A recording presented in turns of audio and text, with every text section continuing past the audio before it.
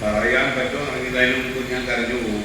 കാരണം ഞാൻ എൻ്റെ മകൻ ഒരു ഭിന്നശേഷി കുട്ടിയായിട്ടാണ് ജനിച്ചത്. 15% മാത്രം കാഴ്ചയുള്ള ഒരു കുട്ടിയാണ് ഞാൻ. എൻ്റെ കുടുംബം എന്ന് പറയുന്നത് കലാകാരന്മാരുടെ കുടുംബമാണ്. ഞാൻ 8 വയസ്സായപ്പോൾ എൻ്റെ മോനെ കൊണ്ട് എൻ്റെ ബന്ധുവായ കലാകാരൻ്റെ അടുത്ത് ദക്ഷിണ കൊടുത്ത് പഠിക്കുവാനായിട്ടായിരുന്നു.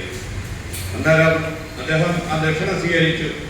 ഒരാഴ്ച കഴിഞ്ഞപ്പോൾ ഞാൻ ചോദിച്ചു, എൻ്റെ മോനെ പഠിപ്പിക്കുന്നില്ലേ എന്ന് ചോദിച്ചവൻ പറഞ്ഞിട്ടാ, ഈ കണ്ണൊന്നും വയ്യാത്തവനെ പഠിപ്പിക്കരുത്, അവനെ വല്ല ലോട്ടറി ടിക്കറ്റ് വിൽക്കാനെന്നാണ് പഠിപ്പിക്കുന്നതാണ് നല്ലത് എന്ന് പറഞ്ഞപ്പോൾ ഞാൻ ആ വേദനയോടെ എൻ്റെ അമ്മയെടുത്തിയെന്ന് പറഞ്ഞപ്പോൾ അമ്മ പറഞ്ഞു, ഈ ഇട്ടാവട്ടത്ത് കിടക്കുന്ന കലാകാരന്മാർ യവൻ മാത്രമേ ഉള്ളൂ. ഞാൻ ആളുടെ പേര് പറയത്തില്ല, പറഞ്ഞാൽ അദ്ദേഹത്തിൻ്റെ വിവരമല്ലല്ലോ ഇരിക്കുന്നനുസരിച്ച് ഞാൻ പേര് പറയാത്തത്.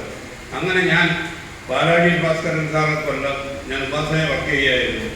സാറിൻ്റെ അടുത്ത് വിഷമം പറഞ്ഞപ്പോൾ സാറ് ബാസി സാറ് മുളക്കാട ബാസി എന്ന് പറയുന്ന വ്യക്തിയുടെ വീട്ടിൽ മോനുമായിട്ട് ചെല്ലാൻ പറഞ്ഞു. ഞാൻ ദക്ഷിണ കൊടുത്തു. സാർ സന്തോഷത്തോടെ കുട്ടിയെ സ്വീകരിച്ചു.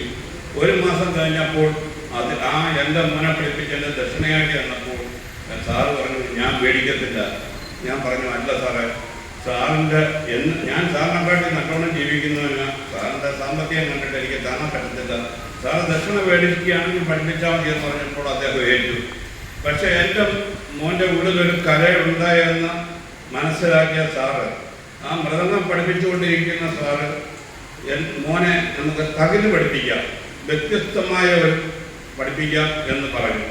അങ്ങനെ ഞാൻ ക്ഷേത്രകലാപീഠം വൈക്കത്ത് +2 കഴിഞ്ഞ് എൻ്റെ മോനെ കൊണ്ട് ചെല്ലുന്നു. അവൻ എല്ലാം ഒരു തവണ ജയിച്ചപ്പോൾ അവൻ്റെ അടുത്ത് അവിടുത്തെ സാറന്മാർ അവനെ ഔട്ടാക്കാൻ വേണ്ടി ധൃതരാഷ്ട്ര, വിഘ്നേശ എന്ന് വെച്ചാൽ വായിക്കൊള്ളാത്ത മലയാളം കുറേ വാക്കുകൾ ഇട്ടുകൊടുത്തു. ഇവനെ ഇങ്ങനെ എഴുതിക്കൊണ്ടിരുന്നപ്പം പറഞ്ഞു ഔട്ടായി. എൻ്റെ പ്രതീക്ഷയില്ല. അങ്ങനെ ഞാൻ സാറിൻ്റെ അടുത്ത് വന്ന് വിഷമം പറഞ്ഞപ്പോൾ സാറ് ക്ഷേത്രകലാപീഠത്തിൽ വിളിക്കാവുന്നവരെല്ലാം വിളിച്ചു. അന്നേരം എൻ്റെ മനസ്സിൽ മനോരമ പത്രത്തിലെ ജയചന്ദ്രൻ രംഗത്ത് എന്ന് പറയുന്ന സാറിനെ പോയി ഞാൻ എൻ്റെ ദുഃഖം പറഞ്ഞപ്പോൾ അദ്ദേഹം പറഞ്ഞു, വിഷമിക്കണ്ട, രാഹുലിൻ്റെ അച്ഛന് രാഹുലിനെ അവിടെ പഠിപ്പിക്കാൻ അവസരം തരാം. അദ്ദേഹം ക്ഷേത്രകലാപീഠത്തിലെ അധികാരികളെ വിളിച്ചു പറഞ്ഞു, നാളെ മുതൽ ദേവസ്വം ബോർഡിൻ്റെ അഴിമതിയുടെ പരമ്പര ഞാൻ ഇറക്കും എന്ന് പറഞ്ഞപ്പോൾ എൻ്റെ മോന് പിറ്റേന്ന് വാസി സാറും ഞാനും എല്ലാം കൂടെ ചെന്നാൽ ഞങ്ങൾ അഡ്മിഷൻ എടുത്ത് ഒരു ഈ കൊച്ച് ഇവിടെ വെച്ച് മരിച്ചു പോയാൽ എന്ത് ചെയ്യും എന്നവർ ചോദിച്ചു. ഞാനും സാറും കൂടെ ഞങ്ങളുടെ പൈസ ഇല്ലായിരുന്നു, 30,000 രൂപ കയ്യിലുണ്ട്. ഒരു അഡ്വക്കേറ്റ് ഞാൻ പോയി കണ്ടപ്പോൾ അദ്ദേഹം ചോദിച്ചു, എവിടുന്നാണ് വരുന്നത്? സാറിന് എളിമ കണ്ടുകൊണ്ടാണ് ചോദിച്ചു, എവിടുന്നാണ് വരുന്നത്? കൊല്ലത്തുനിന്ന്. ഞാൻ പറഞ്ഞു, സാറേ നോട്ട് സാക്ഷ്യപ്പെടുത്തണം, ഈ നമ്മുടെ കൊച്ചു മരിച്ചാൽ ഉത്തരവാദി ഞാനാണ്. അങ്ങനെ എഴുതിയപ്പോൾ ആ വക്കീൽ 500 രൂപ മേടിച്ചോളൂ. അങ്ങനെ ഞങ്ങളവിടെ വന്നു. അത് കഴിഞ്ഞിട്ട് ഞാൻ എൻ്റെ മോന് 2019 നമ്മുടെ തകിലിൻ്റെ പേരെടുത്ത ഓച്ചിറ ഭാസ്കരൻ എന്ന് പറഞ്ഞാലായിരുന്നു പരീക്ഷ എഴുതിയിട്ട്. മോൻ ഇരുന്നപ്പോൾ കണ്ണു കാണാൻ വയ്യാത്തൊരു കൊച്ചിരുന്നപ്പോൾ ചില തെറ്റുകൾ സംഭവിച്ചു. അതിൻ്റെ പേരിൽ 3 മാർക്ക് കുറച്ച് അദ്ദേഹം മോൻ തോന്നി. അടുത്ത വർഷം സാറ് വാശിയിൽ എൻ്റെ മോനെ പഠിപ്പിച്ചു. തകിലിൽ എങ്ങനെ ആക്കിയെടുക്കാവുന്ന സാറ് എങ്ങും കൊണ്ടുപോകാതെ എൻ്റെ മോനെ പഠിപ്പിച്ചു. അവൻ അടുത്തതിൽ പാസ്സായി വന്നപ്പോൾ രാമേശ്വരം ക്ഷേത്രത്തിൽ ഇവന് പകരക്കാരനായിട്ട് ജോലിക്കുകയായി. കയറിയപ്പോൾ സാറ് പറഞ്ഞു, പൊരുതണം, രാഹുലിൻ്റെ അച്ഛൻ പൊരുതണം രാഹുലിന് വേണ്ടി.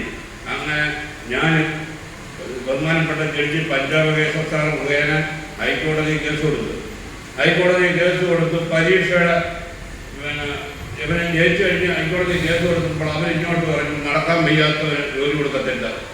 ഉടനെ പഞ്ചാബ് സാർ പടവെട്ടി ഇൻ്റർവ്യൂ വെച്ചു. കോടതി പറഞ്ഞ് ഇൻ്റർവ്യൂ വെച്ചു. ഇൻ്റർവ്യൂവിൻ്റെ തലേന്ന് 5 ദിവസം തകിൽ എന്ന് പറയുന്ന രാവണത്തെക്കുറിച്ച് എൻ്റെ മോനെ പഠിപ്പിച്ചു സാറ്. എൻ്റെ മോനെ മാത്രമല്ല, മോൻ്റെ കൂട്ടുകാരനെയും പഠിപ്പിച്ചു. അവർ റാങ്ക് ലിസ്റ്റിലായി. പക്ഷേ ദേവസ്വം ബോർഡ് ജോലിക്ക് എടുക്കത്തില്ല, കോടതി പറഞ്ഞാലേ എടുക്കൂ.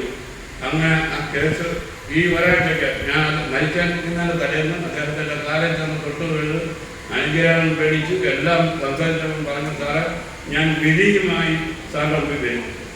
വിധി എനിക്ക് വിജയം കിട്ടിയില്ല, ഞാൻ സുപ്രീം കോടതിയിൽ പോകും എനിക്ക് സകല അനുഗ്രഹങ്ങളും അതിൽ തന്നു. എൻ്റെ മോൻ എൻ്റെ ബന്ധുക്കളെ കലാകാരന്മാരെ ലോട്ടറി കച്ചവടം ചെയ്ത് ജീവിക്കാനേ പറ്റത്തോളം പറഞ്ഞവൻ ഇന്ന് കൊല്ലം ജില്ലയിൽ അറിയപ്പെടുന്ന ക്ഷേത്രങ്ങളെല്ലാം തിരുവാഭരണ ഘോഷയാത്രയ്ക്ക് പോകുന്നുണ്ട്, രാമേശ്വര ക്ഷേത്രത്തിൽ ജോലി ചെയ്യുന്നുണ്ട്. ഇതെല്ലാം കൂടെ അതൊരു മഹാഭാഗ്യം. സാറ് നവരാത്രി സംഗീതോത്സവം നടത്തുമ്പോൾ എൻ്റെ മോൻ്റെ പൊട്ട് വെച്ചിട്ട് സാറ് വേറെ പരിപാടി വെക്കത്തുള്ളൂ. ഞാൻ എന്നോട് ഇരുന്ന് പറഞ്ഞു, നമുക്ക് നവരാത്രിക്ക് രാവിലെ ആളും വരണം. ഞാൻ സാറെല്ലാം എങ്ങനെ വരാൻ പറ്റും എന്ന് പറഞ്ഞു.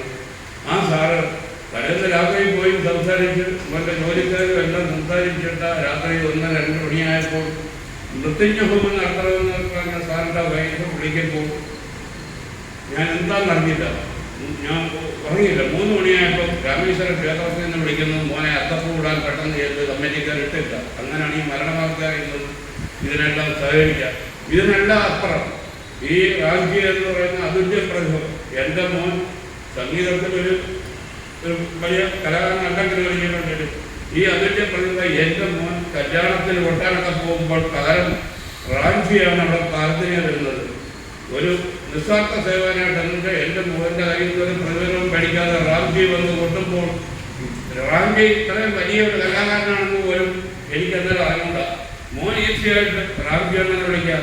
ഞാൻ പറഞ്ഞു, ഒരു ദിവസം മോനെ ഞാൻ ബോർഡെല്ലാം നോക്കി വീട്ടിൽ ഇരിക്കുന്നത്. ഞാൻ പറഞ്ഞു, മോനെ റാംജി എന്നെ അങ്ങനെ എപ്പോഴും വിളിക്കണ്ട, കാരണം റാംജി എണ്ണ ഇങ്ങനെ വന്ന് നിൽക്കേണ്ട ഒരാളല്ല എന്ന് പറഞ്ഞു. പക്ഷേ ഇതിലെല്ലാം അപ്പുറം എന്നെ അന്ന് തള്ളിയ ഈ കലാകാരൻ രാമവർമ്മ ഒരു കല്യാണപ്പെട്ട് കഴിഞ്ഞപ്പോൾ യവനെ ചെന്ന് കെട്ടിപ്പിടിച്ചു. എൻ്റെ മോനെ വന്ന് കെട്ടിപ്പിടിച്ചിട്ട് ചോദിച്ചു, മുന്നേ മിടുക്കനായല്ലോ. ഞാൻ പറഞ്ഞത് എൻ്റെ മിടുക്കല്ല, മുളങ്കാടകം ബാസി എന്ന് പറയുന്ന ആ വ്യക്തിയുടെ മിടുക്കാണ്. അതുകൊണ്ട് മൃതത്തിലല്ല, അദ്ദേഹം ആ കുടുംബത്തിലൊരു സുഖത്തിനും ദുഃഖത്തിനും ഞാൻ പങ്കാളിയാണ്. ഏതൊരു കാര്യവും എന്നെ അറിയിക്കാതെ നടത്തത്തില്ല. കൂടുതൽ പറയുന്നത്